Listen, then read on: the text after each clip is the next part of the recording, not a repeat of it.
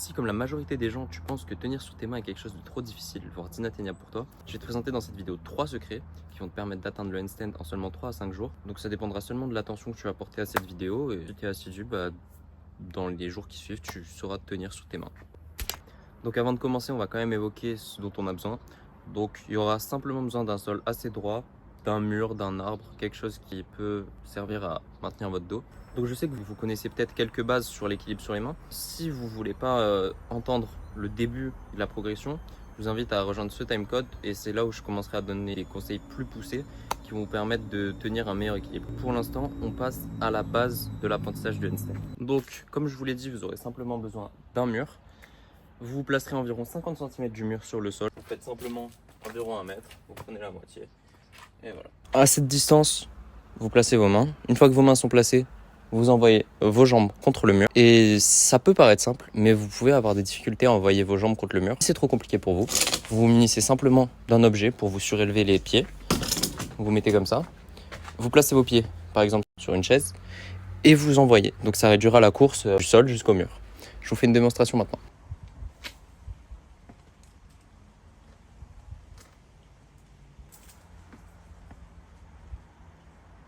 Quand vous commencerez, vous ne serez pas à l'aise et vous n'arriverez pas à décoller vos pieds du mur une fois que vous lancerez votre handstand. C'est pour ça que maintenant que je vous ai expliqué comment lancer vos pieds contre le mur, je vais maintenant passer à une partie plus théorique. Pour ce qui est de la partie théorique, comme j'ai pu l'expliquer, tout d'abord on va apprendre à se décoller du mur. Donc pour se décoller du mur, il va falloir savoir comment ne pas basculer d'un côté ou de l'autre. Si on bascule vers l'avant et qu'on tombe du côté où on lance, donc qu'on se retourne, il va falloir exercer une pression sur l'avant des doigts. Pour quelle raison il va falloir faire ça? C'est très simple. Quand vous êtes comme ceci et que vous basculez vers l'avant, qu'est-ce que vous faites? Vous vous mettez sur la pointe des pieds. Donc, ça revient au même principe que les jambes. Si vous tombez en arrière, vous mettez sur votre talon. Ça va faire exactement la même chose avec vos mains. Donc, je vais vous montrer les exemples vidéo et vous allez vous rendre compte.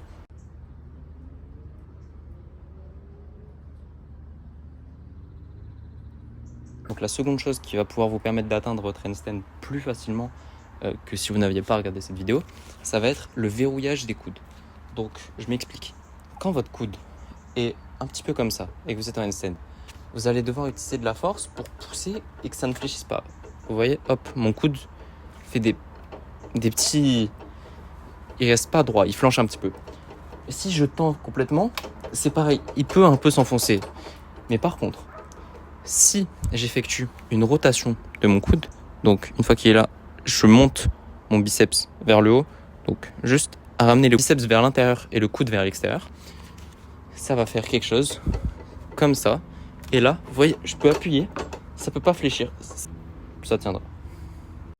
Et enfin, la dernière astuce que je vais pouvoir vous donner pour pouvoir enfin maintenir et réussir vos premiers handstands, évidemment sans mur, en plus de ça, ça va être le placement de vos hanches.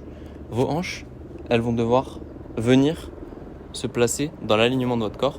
Beaucoup de gens ont les hanches trop en arrière et donc ça crée ce qui est un banana handstand et ça rend moche et vous allez avoir besoin de plus de force. Donc vous allez les emmener bien au-dessus de votre tête et pas trop peu car sinon vous allez devoir forcer un peu plus.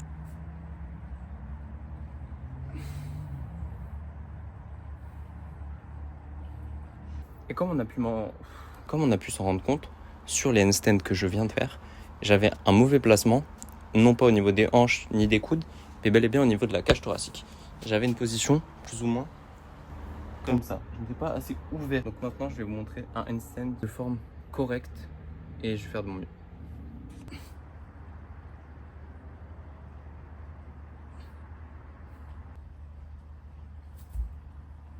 Oh là là, c'est plus dur ça. Donc voilà, c'était tout pour ce qui concernait l'apprentissage du handstand. Donc je pense avoir tout dit. Si vous avez des questions, c'est dans les commentaires. Je répondrai à tout le monde.